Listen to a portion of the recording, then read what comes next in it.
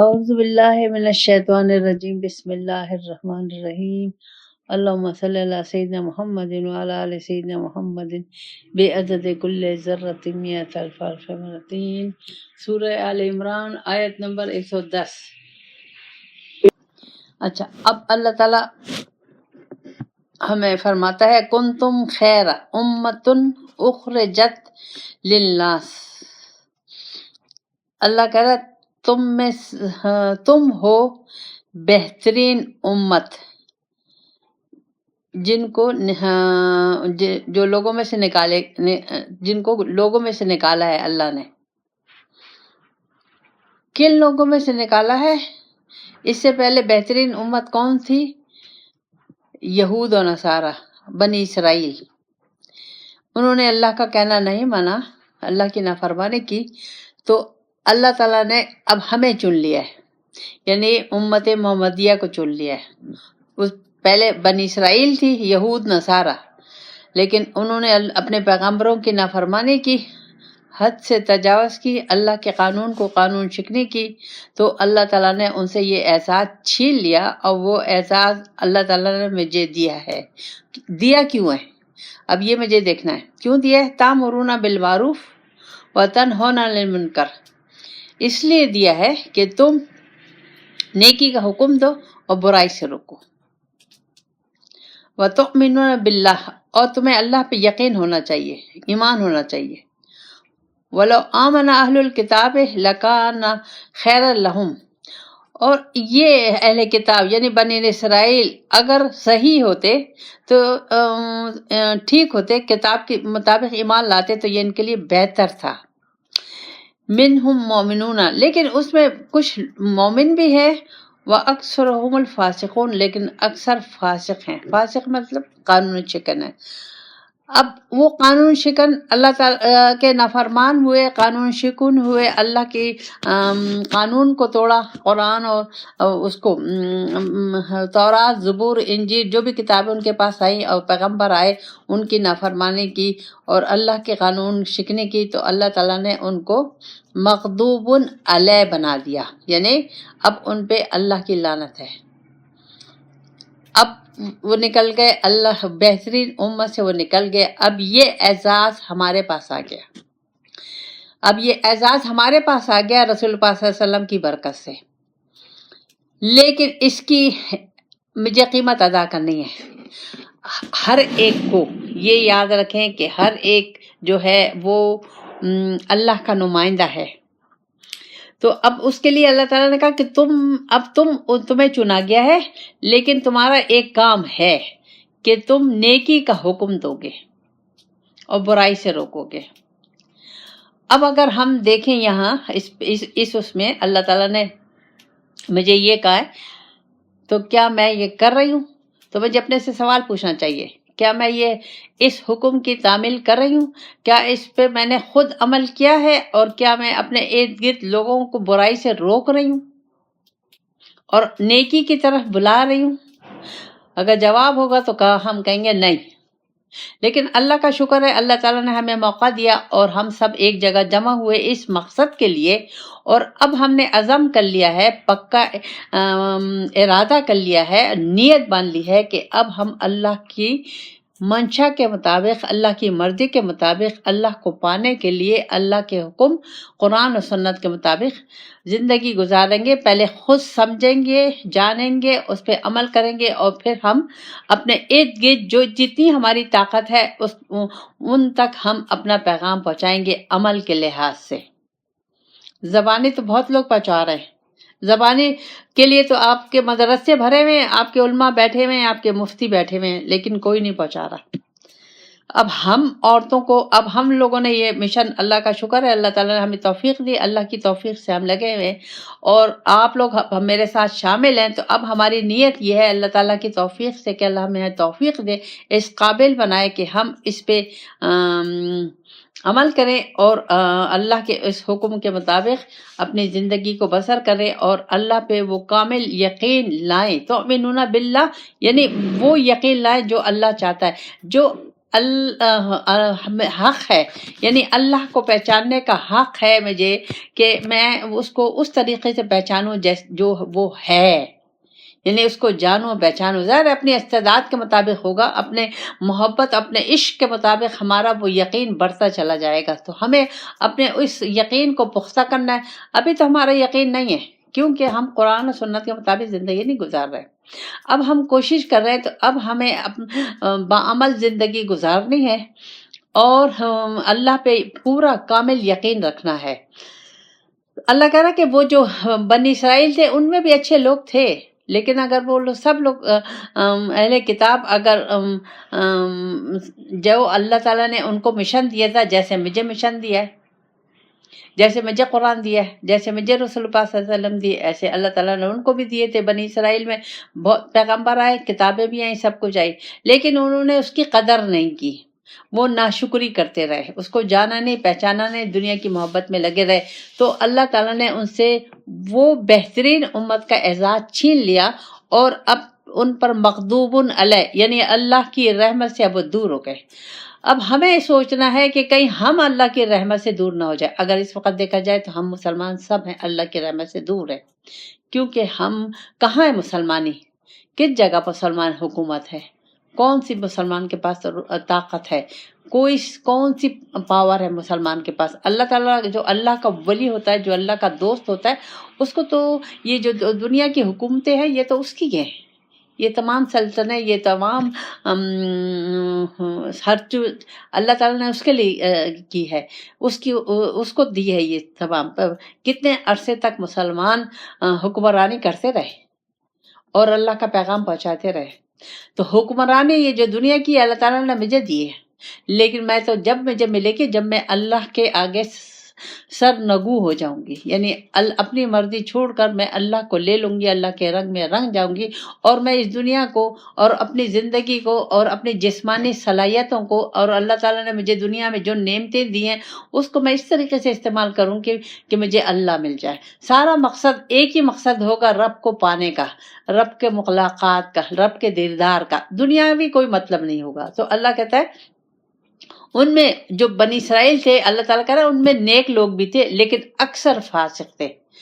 اب اگر دیکھا جائے تو ہم کتنے عرب مسلمان ہیں اور کتنے نیک لوگ ہیں؟ میرے خیال میں 2% نیک ہوں گے، باقی سب فاسق ہیں. اللہ کے قانون کو تو ہم نہیں چاہتے. کون سے ملک میں اسلامی قانون ہے؟ کون سا ملک ہے جو سود سے، رشوت سے، دھوکوں سے اور ملاوٹ سے ان چیز سے پاک ہے؟ اگر نہیں ہے تو پھر ہمیں کون سا ملک ہے جو حرام سے، شراب سے، ان چیزوں سے پاک ہے؟ کون سا ملک اسلامی ملک کوئی ہے؟ کوئی ایک مجھے فگر آؤٹ کر دیں کہ ہاں نہیں یہ صحیح معنوں میں اسلام قرآن و سنت کے مطابق اس میں حکومت چل رہی ہے. نہیں، سوال ہی نہیں پیدا ہوتا. تو اب ہمیں حکومتوں نے مجھے اپنے پہ دیکھنا ہے، مجھے اپنے کو تیار کرنا ہے. جب میں تیار ہو جاؤں گی تو میں اس قابل ہوں گی کہ میں اپنے سب سے نزدیک کے جو لوگ ہیں، میرے ارد گرد جو لوگ ہیں، میں انہیں اللہ اور رسول کے بارے میں بتاؤں، ان کو میں دوزخ سے بچاؤں، ان کو دوزخ میں گرنے سے بچاؤں. ظاہر ہے یہ میری مجھ پہ ذمہ داری ہے، یہ میں اگر اللہ تعالیٰ مجھے یہ توفیق دے گا اور میں اس کوشش میں جد و جہد میں لگ جاؤں گی، تو میں اگر لوگوں کی بھلائی کروں گی تو کر بلائی ہو بلائی، یعنی میں ان کے ساتھ بھلائی کروں گی، اللہ میرے ساتھ بھلائی کرے گا. میں ان کا اچھا چاہوں گی، اللہ میرے لیے اچھا چاہے گا. تو مجھے چاہیے کہ اب یہ دنیا کے لحاظ سے نہیں ہے، ان تمام چیزوں کو ہم دنیا کے لحاظ سے دیکھتے ہیں، دنیا کے لحاظ سے نہیں، صرف رب کو راضی کرنے کے لیے، قرآن اور سنت کے مطابق زندگی گزارنے کے لیے. اس کے تحت، قرآن اور سنت کے تحت میرے تمام معاملات، دنیا کے اور دین کے تمام معاملات اس کے گرد گھومتے ہوں گے، اس سے باہر نہیں نکلیں گے. اس وقت تو ہم مسلمان نہیں ہیں، ہم مسلمان نہیں ہیں. ہم کون ہیں؟ ہم منافق ہیں سب. تو اس منافقت سے مجھے نکلنا ہوگا. منافق کیوں ہے؟ اس لیے کہ مرضی کا اسلام لیا ہوا ہے، جو آسان ہوتا ہے وہ ہم لے لیتے ہیں، باقی چھوڑ دیتے ہیں. تو یہ تو منافق کی نشانی ہے. تو اس منافقت سے مجھے نکلنا ہے. ہم اپنے پہ لیبل تو نہیں لگاتے، کیونکہ ہم مدینہ کا جو منافق تھا عبداللہ بن ابی، وہ تو ہمارے لیے گالی ہے، لیکن اس سے بڑی گالی ہم خود بن گئے. تو اب ہمیں کوشش کرنی ہے کہ ہم پہچانے کہ منافق ہے کون، کیوں منافق ہے. سوچنا چاہیے مجھے کہ یہ جو رسول پاک صلی اللہ علیہ وسلم کی صحبت میں تھے اور نماز، روزہ، حج، زکوٰۃ، جہاد سب کر رہے تھے، لیکن پھر بھی منافق تھے. کیوں منافق تھے؟ یہ ایک بہت سوچنے کی چیز ہے. وجہ کیا تھی؟ حالانکہ رسول پاک صلی اللہ علیہ وسلم کی صحبت میں تھے لیکن پھر بھی منافق تھے. تو کوئی نہ کوئی چیز ایسی تو تھی جو ان کو مومن نہیں بنا سکی اور وہ منافق ہو گئے. تو اس وقت تو ہم 100% منافق ہیں. اب اس منافقت کو مجھے اپنے سے ختم کرنا ہے اور مجھے اس منافقت سے نکلنا ہے. میری زندگی، ہم سب کی زندگی منافقانہ طریقے سے گزر رہی ہے اور ہم اس کو ہمیں سمجھ نہیں ہے، ہم سمجھنا چاہتے بھی نہیں ہیں. تو اب جب ہم سمجھنا چاہیں گے، کوشش کریں گے تو ہم کسی اللہ والے سے جڑ جائیں گے اور وہ پھر ہمیں بتائے گا کہ منافقت کیا ہوتی ہے، کیسے انسان منافق، نماز، روزہ، حج، زکوٰۃ سب کرنے کے باوجود بھی منافق ہے. یہ کیوں؟ وجہ کیا ہے؟ رسول پاک صلی اللہ علیہ وسلم کی صحبت میں رہنے کے باوجود منافق ہے. کیوں؟ وجہ کیا ہے؟ تو کوئی نہ کوئی وجہ تو ہے جو منافقت ہے. تو اس منافق، اور پھر منافق کا جو مسلمان منافق ہوتا ہے اور منافق کی جگہ دوزخ نہیں ہے، دوزخ کا گڑھا ہے جسے ویل کہتے ہیں. اور حدیث میں ہے کہ رسول پاک صلی اللہ علیہ وسلم نے فرمایا کہ وہ جو دوزخ ہے وہ اس سے دن میں 70 دفعہ پناہ مانگتی ہے، اس گڑھے سے. مسلمان اس میں جائے گا اور پھر وہاں تو کوئی اس گڑھے میں تو کوئی شفاعت نہیں ہے، کوئی جنت اس سے نکلنے کا ذریعہ نہیں ہے. تو کوشش ہمیں کرنی چاہیے کہ ہمیں اللہ تعالیٰ نے چن لیا ہے، رسول پاک صلی اللہ علیہ وسلم کی وجہ سے ہمیں اللہ تعالیٰ نے چن لیا ہے، لیکن ہمیں ڈیوٹی دی ہے، ہم پہ ایک ذمہ داری عائد ہوتی ہے کہ ہم خود قرآن و سنت کو سمجھیں، جانیں، اس پہ عمل کریں اور پھر اور لوگوں کو اس طرف لے کے آئیں اور لوگوں کو برائی سے بچائیں، نیکی کی طرف لے کے آئیں. نیکی کیا؟ اللہ کی پہچان. سب سے بڑی نیکی ہے جو اللہ کی پہچان کر لیتا ہے، اس کی ساری زندگی نیکیوں پہ ہوتی ہے. تو ہمیں کوشش کرنی چاہیے کہ ہم یہ نہ ہو کہ ہم مسلمان ہو کے اس دوزخ کے گڑھے میں چلے جائیں. تو پھر اللہ تعالیٰ فرماتا ہے، اچھا اب اللہ تعالیٰ کہہ رہا ہے لن یضرکم الا اذى، اللہ کہتا ہے وہ تمہارا کچھ نہیں بگاڑیں گے. اب یہ مجھے کیا کہہ رہا ہے؟ مجھے اللہ تعالیٰ کہہ رہا ہے کہ جو کافر ہیں، یہ یہود و نصارہ ہیں اور یہ منافق ہیں، یہ مومن کو کچھ نہیں کہہ سکتے. اس کی راہ میں رکاوٹیں تو ڈالیں گے، تکلیفیں تو دیں گے، لیکن اس کو ناکام نہیں کر سکتے اس کے مشن میں. اور پھر اللہ کہتا ہے وَإِن يُقَاتِلُوكُمْ يُوَلُّوكُمُ الْأَدْبَارَ، اگر تمہارے مقابلے پہ آ بھی گئے، یعنی اگر یہود اور نصارہ ہمارے مقابلے پہ آ بھی گئے اور اگر ہم مومن ہوئے تو بھاگ جائیں گے، پیٹ دکھا کے بھاگ جائیں گے، یعنی ڈرپوک ہوں گے. ان میں ایمانی طاقت نہیں ہوگی، کہ ایمان تو اللہ کی محبت، اللہ کے عشق سے آتا ہے. دنیا کی محبت سے تو ایمان نہیں آتا، ایمان وہ طاقت نہیں آتی.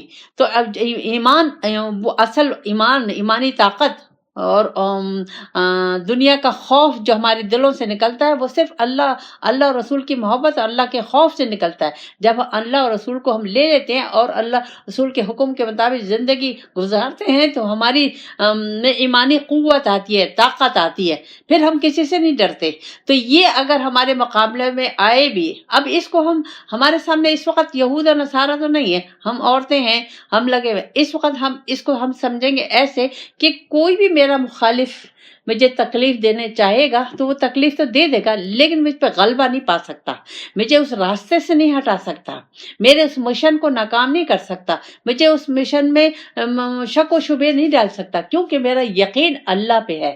میں نے یہ راستہ لیے اللہ کو پانے کے لیے، میرا مقصد دنیا نہیں ہے، میرا مقصد دنیا نہیں ہے تو بس وہ پھر نکل گیا. اگر میں نے دنیا کی ملاوٹ کی تو ہو سکتا ہے میں ناکام ہو جاؤں، کیونکہ دنیا تو سامنے ہے اور بہلانے پسلانے والے بہت ہیں، سبز باغ دکھانے والے بہت ہیں، لیکن میرا یقین اللہ پہ ہے. کیا یقین ہے؟ اللہ میرا رازق ہے، اللہ میرا پالنے والا ہے، اللہ کے ہاتھ میں میری موت ہے، زندگی ہے، میری عزت ہے، میری زندگی ہے، میری صحت ہے، میری بیماری ہے، میری جو کچھ بھی ہے اللہ کے ہاتھ میں، بندے کے ہاتھ میں کچھ بھی نہیں ہے. میرا رازق بھی وہی ہے. شوہر رازق نہیں ہے، ماں باپ رازق نہیں ہے، بہن بھائی رازق نہیں ہے، دنیا میری رازق نہیں ہے، رازق میرا اللہ ہے. یہ تمام یہ ایمان ہے. یہ ایمان اگر مجھ میں آ جائے گا تو پھر وہ سارے ڈر نکل گئے. پھر مخالفین کتنے بھی ہمارے راستے میں روڑے اٹکائیں گے، وہ ہمیں تکلیف تو دے، ضرر تو دے سکتے ہیں، لیکن ناکام نہیں کر سکتے. ثم لا یبصرون. اب جو ایسے لوگ ہیں جو اللہ کی راہ میں رکاوٹیں ڈالتے ہیں، لیکن اگر ہم مضبوطی سے اپنے راستے پہ کھڑے رہیں تو اب اللہ کی ہمارے ساتھ اللہ کی مدد ہوتی ہے، رسول پاک صلی اللہ علیہ وسلم کی مدد ہوتی ہے، اپنے مرشد اپنے استاد کی مدد ہوتی ہے. ان لوگوں کا کوئی مدد نہیں ملے گی کہیں سے بھی. جب اللہ کی پکڑ میں آئیں گے نا، پھر کوئی نہیں چھڑا سکتا ان کو. اسی طرح اگر ہم اللہ کی نافرمانی میں زندگی گزارتے رہے اور اللہ کو نہیں پہچانا، اور جس مقصد کے لیے اللہ نے مجھے زندگی دی ہے اس کو نہیں جانا، میں دنیا ہی کو دیکھتی رہی اور دنیا ہی کے لیے زندگی گزار دی، میرا تو پھر کوئی مددگار نہیں ہے. مجھے قبر کے عذاب سے کوئی نہیں بچا سکتا، مجھے دوزخ کے عذاب سے کوئی نہیں بچا سکتا. نہ مجھے وہ نمازیں بچا سکتی ہیں، نہ وہ روزے بچا سکتے ہیں، نہ وہ حج عمرے بچا سکتے ہیں. کیوں کہ جو نمازیں حج عمرے اور جو لوگوں کی خدمت کی، وہ میں نے صرف اپنی مرضی سے اپنی ذاتی اخراج کے لیے کی. میرا مد نظر اللہ نہیں تھا، اللہ کی رضا نہیں تھی، اللہ کو پانا نہیں تھا. میرا تھا یہ کہ دنیا ہے، دنیا اچھا کہے گی، تعریف کرے گی، خیال رکھے گی، عزت دے گی، محبت دے گی، میرے وقت ضرورت کے وقت کام آئے گی. یہ میرے نظریات ہیں. تو اس نظریات کے تحت میں اگر مسلمان ہوں تو پھر اللہ تعالیٰ مجھے کافروں میں شمار کرے گا، مجھے منافقوں میں شمار کرے گا. اس پہ آپ لوگ سوچیں ذرا. اللہ تعالیٰ فرماتا ہے، اب یہ اللہ تعالیٰ فرما رہا ہے یہود اور نصارہ کے بارے میں، لیکن مجھے یہود اور نصارہ کے بارے میں نہیں سوچنا، مجھے اپنے بارے میں سوچنا ہے، کیونکہ قرآن میرے بارے میں بھی ہے. یہ قرآن میرے لیے ہے، یہ یہود اور نصارہ کے لیے نہیں ہے. اب یہ میرے لیے ہے، میں نے کلمہ پڑھ لیا ہے تو اب یہ قرآن میرے لیے ہے. یہود اور نصارہ تو نکل گئے، چلے گئے، ان کو تو اللہ تعالیٰ نے مغضوب کر کے الگ کر دیا اپنے آپ سے. اب مجھے چنا ہے، تو اب مجھے چنا ہے، تو اب اللہ تعالیٰ یہ بتا رہا ہے مجھے کہ دیکھو ان لوگوں نے یہ کیا، اب تم مت کرنا. یہ اس میں نقطہ ہے کہ انہوں نے یہ کیا جو اللہ تعالیٰ بتا رہا ہے. مجھے ان کے اللہ تعالیٰ حال بتا رہا ہے کہ وہ مغضوبون علیہ جو ہوئے، میرے رحمت سے جو دور ہوئے اور ان پہ لعنت ہوئی، وہ ان حرکتوں کی وجہ سے ہوئی. تم یہ مت کرنا. اللہ کہتا ہے ضربت علیہم الذلہ اینما ثقفوا، کہ ان پر اللہ کہہ رہا ہے میں نے ان پر ذلت کر دی. اب وہ کہیں امان نہیں پائیں گے. الا بحبل من اللہ، مگر ہاں اگر وہ مسلمان اللہ کی رسی کے نیچے ہوئے، یعنی مسلمان حکومت کے ماتحت ہوئے. تو یہ اللہ تعالیٰ یہود کے بارے میں بتا رہا ہے، یہود اور نصارہ کے بارے میں بتا رہا ہے. من الناس، یا لوگوں کے، باؤ بے غضب من اللہ، اللہ تعالیٰ نے ان پر اپنے غضب کے مستحق اللہ تعالیٰ نے کو کر دیا ہے، اور اب ان پر یہ محتاجی اور یہ لعنت، اللہ سے دوری، یہ قیامت تک جاری رہے گی. کیوں؟ وجہ کیا تھی؟ ذالک، یہ ہے، یہ اکثر نقطہ ہے، ذالک بانہم کانوا یکفرون بآیات اللہ. یہ اس لیے کہ انہوں نے انکار کیا اللہ کی آیتوں سے. اب ہم تو اللہ سے، قرآن سے انکار نہیں کر رہے. اچھا، اور وَيَقْتُلُونَ انبیاء، اور اپنے نبیوں کو قتل کیا بغیر الحق، بغیر کسی حق کے. نبیوں کا تو قتل کرنے کا حق ہی نہیں ہے، تو پھر کیوں کیا؟ اچھا، ذَلِكَ بِمَا عَصَوا وَكَانُوا يَهْتَدُونَ، اور یہ حد سے زیادہ نافرمان اور سرکش تھے. اس آیت کو اگر ہم اپنے آئینے میں دیکھیں، اس قرآن کی آیت کو، اس کی آیت میں ہم اپنی شکل دیکھیں اس وقت مسلمانوں کی حالت، تو ہم اس یہود و نصارہ سے بھی بدتر ہو گئے ہیں. کیوں؟ ہم نے قرآن اور سنت بالکل چھوڑ دیا ہے. ہماری زندگی قرآن و سنت کے مطابق نہیں ہے. جس انسان کی زندگی میں اللہ اور رسول نہیں ہے، قرآن و سنت نہیں ہے، بعمل، زبانیں نہیں کہہ رہی، زبانی تو ہم حفظ بھی کر رہے ہیں اور وظیفے بھی کر رہے ہیں اور حج عمرے بھی کر رہے ہیں اور خیر خیرات بھی کر رہے ہیں، نہیں، عملی طور پہ اگر میں پوری کی پوری، یعنی میری پیدائش سے لے کر موت تک میں جو بھی مراحل ہیں، کھانا پینا، اٹھنا بیٹھنا، سونا جاگنا، رشتہ داریاں، شوہر سے تعلقات، ماں باپ سے، بہن بھائی سے، رشتہ داروں سے، بزنس، ہمارے اٹھنا بیٹھنا اگر قرآن و سنت کے مطابق نہیں ہے نا تو ہم ان کے نقش قدم پر، یہود و نصارہ کے نقش قدم پر چل رہے ہیں. کیوں کہ ہم بھی انکار کر رہے ہیں قرآن سے، ہم بھی رسول پاک صلی اللہ علیہ وسلم کو فالو نہیں کر رہے، تو بے نہیں ہم وہی ہیں اس وقت. تو اللہ کہتا ہے کہ نبی، اب یہ نبیوں کو قتل کرتے تھے، ہم کیا کرتے ہیں؟ ہم اپنے کتنے علماؤں کو ہم نے قتل کر دیا ہے، کتنے بزرگوں کو ہم نے قتل کر دیا. اب سعودی عرب میں کیا ہو رہا ہے؟ قتل ہی ہو رہا ہے نا چاروں طرف. تو کوئی ہے؟ یہ اللہ تعالیٰ نے کہا ہے کہ تم اللہ کے ولی، اللہ کے دوست، اللہ علماء کو ان کو قتل کرو. یہ ہم کر رہے ہیں. دوسرا اس کو دوسری طرح سے بھی لیں گے. اب میں اپنی اولاد کو میں نے اللہ اور رسول کا بتا دیا ہے. میں نے تو ان کو ساری دنیا کی تعلیم میں لگا دیا. اللہ کے بارے میں تو میں نے انہوں نے بتایا ہی نہیں، رسول پاک صلی اللہ علیہ وسلم کے بارے میں تو انہوں نے بتایا ہی نہیں. تو اس کا مطلب یہ ہے کہ میں ان کو قتل کر رہی ہوں. اب قتل کا وہ اگر اللہ اور رسول کو نہیں جانیں گے اور اس کے اللہ اور رسول قرآن و سنت کے نقش قدم پر نہیں چلیں گے، اس کو فالو نہیں کریں گے، وہ کہاں جائیں گے؟ جنت میں جائیں گے کہ دوزخ میں جائیں گے؟ تو یہ میں کیا کر رہی ہوں اپنی اولاد کے ساتھ؟ یہاں یہ ہمیں سوچنا چاہیے. اور حد سے زیادہ ہم سرکش ہیں. اب دیکھ لیے تو ہمارے ملک میں اور ہمارے ارد گرد سود کا نظام جاری ہے، رشوت کا دبا کے نظام جاری ہے، کرپشن دبا کے جاری ہے، ملاوٹ ہر چیز میں ہے. ہم دوسروں کے حق مار رہے ہیں. یہ ہمارے سے دیکھیں ہم کیا کر رہے ہیں. اور ہمارے جو نکاح کا ہم جو ذریعہ جو اسباب ہے کرنے کے، وہ بھی ہمارے دیکھ لیں. جو طلاق کے جو طریقے ہیں وہ بھی ہمارے دیکھ لیں. ہر چیز میں ہم قرآن و سنت کے خلاف جا رہے ہیں.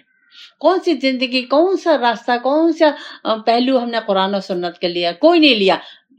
کیا ہے؟ بس نمازیں پڑھ لو، حج کر لو، عمرے کر لو. لوگ سب کر رہے ہیں، نماز پڑھ رہے ہیں. ظاہر ہے ہم مسلمان گھر میں پیدا ہو گئے، اب ان کو اٹھک بیٹھا ہوا دیکھتے، ماں باپ کو اٹھک بیٹھک کرتا دیکھ رہے ہیں تو ہم بھی اٹھک بیٹھک کر رہے ہیں. سمجھ تو نہیں رہے کہ نماز کیا ہے، سمجھ تو نہیں رہے کہ حج کیا ہے. اگر انہوں نے حج کر لیا، لوگوں نے حج کر لیا، ہمیں بھی شوق ہے کہ ہم بھی حج پہ جائیں.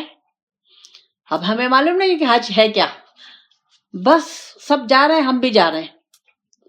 تو اب یہ ہمیں سوچنا ہوگا، جاننا ہوگا. نہیں تو اللہ تعالیٰ نے ایک دوسری جگہ کہا کہ اگر تم میرا کہنا نہیں مانو گے تو میں تمہیں ہٹا دوں گا، میں دوسروں کو لے آؤں گا. یہ اللہ کا قانون ہے، یہ اللہ کی سنت ہے. تو اب مجھے سوچنا چاہیے کہ میں یہود و نصارہ کے نقش قدم پر تو نہیں ہوں، بظاہر تو ہوں، لیکن مجھے نکلنا ہوگا. اب ہمیں نکلنا ہوگا اس سے، اور اب ہمیں اللہ اور رسول کو لینا ہوگا. آگے چلتے ہیں. لیسو سواء، اللہ کہتا ہے سب ایک سے نہیں ہے. مطلب اللہ تعالیٰ نے یہاں اس وقت ذکر ہے یہود و نصارہ کا، لیکن اب اس وقت یہود و نصارہ تو چلے گئے، نکل گئے. رسول پاک صلی اللہ علیہ وسلم کو اب جو بھی نہیں مانے گا وہ امت نہیں ہے. وہ جو امت تھی عیسیٰ علیہ السلام، موسیٰ علیہ السلام، اب اس وقت اگر عیسیٰ علیہ السلام آئیں گے تو وہ رسول پاک صلی اللہ علیہ وسلم کو فالو کریں گے، وہ قرآن و سنت کو فالو کریں گے.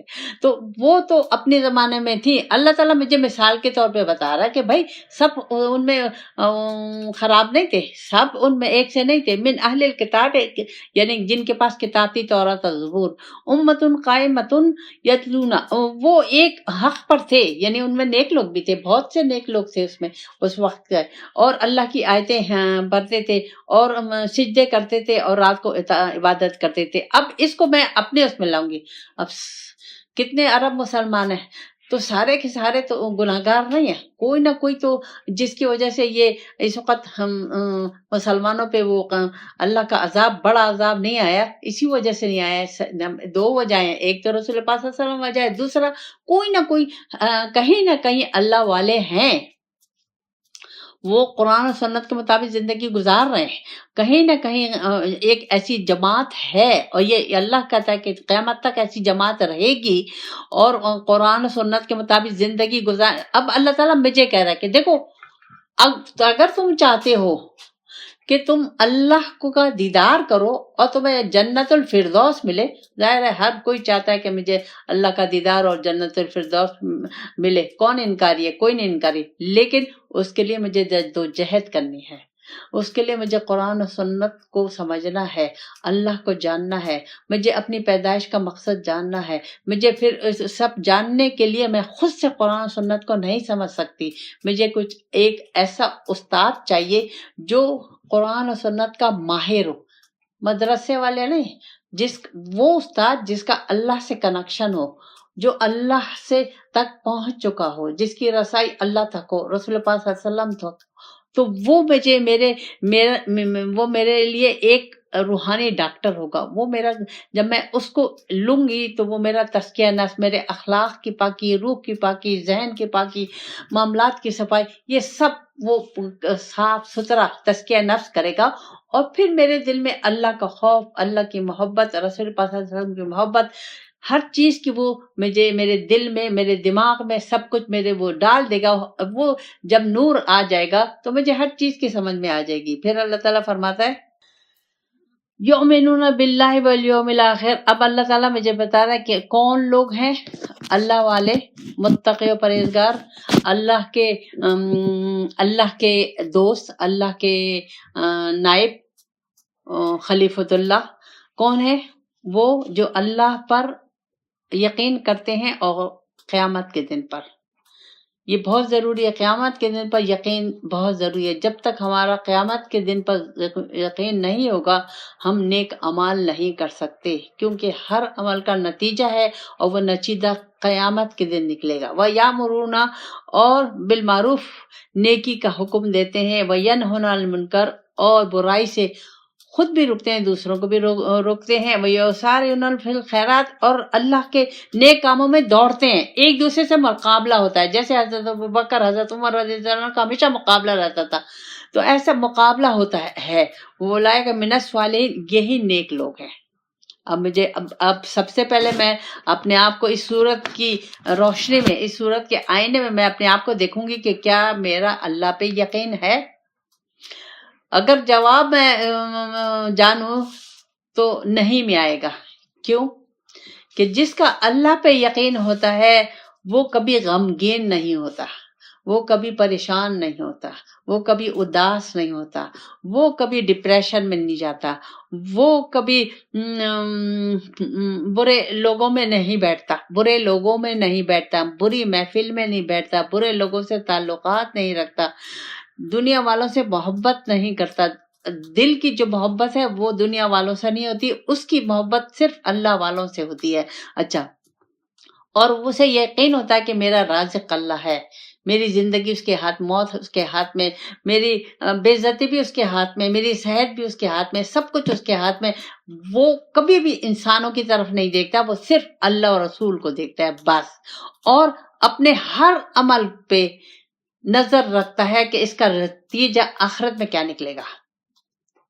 ہر عمل پہ، ہر سوچ پہ، ہر نیت پہ وہ دیکھتا ہے کہ اس کا نتیجہ آخرت میں کیا نکلے گا۔ اور جب وہ خود باعمل ہو جاتا ہے تو وہ چاہتا ہے کہ اس باعمل ہونے کی وجہ سے جو اسے اب برکات مل رہی ہیں، جو اسے فیض مل رہا ہے، جو اسے محبت مل رہی ہے، جو اسے سکون مل گیا ہے، جو اسے تسکین ہو گئی ہے، جو اسے صبر آ گیا، جو اس میں برداشت آ گیا، جو اس میں درگزر کی صفت آ گئی ہے، تو اب وہ چاہتا ہے کہ دوسرے بھی اس طرف آ جائیں۔ اور جب برائی کو دیکھتا ہے تو اس کا یہ چاہتا ہے کہ کس طریقے سے ان برے لوگوں کو میں نیکی کی طرف لے آؤں۔ یہ ہے نشانیاں۔ اب اللہ تعالیٰ مجھے تسلی دے رہا ہے، کیونکہ یہ راستہ لیتے ہیں، یہ اللہ کے راستے میں پھول نہیں ہیں، اس میں کانٹے ہیں۔ کانٹے کس لحاظ سے ہیں کہ ظاہر میں نے اللہ اور رسول کا راستہ لے لیا، قرآن و سنت کے مطابق زندگی گزارے، لوگ دوسری طرف ہیں، میں دوسری طرف ہوں۔ تو اب اس کی مثال ایسی ہے کہ پاگل میں ایک صحیح انسان چلا جائے تو وہ جو صحیح انسان ہے، وہ جو پاگل ہے، وہ اس کو مار مار کے پاگل کر دیں گے۔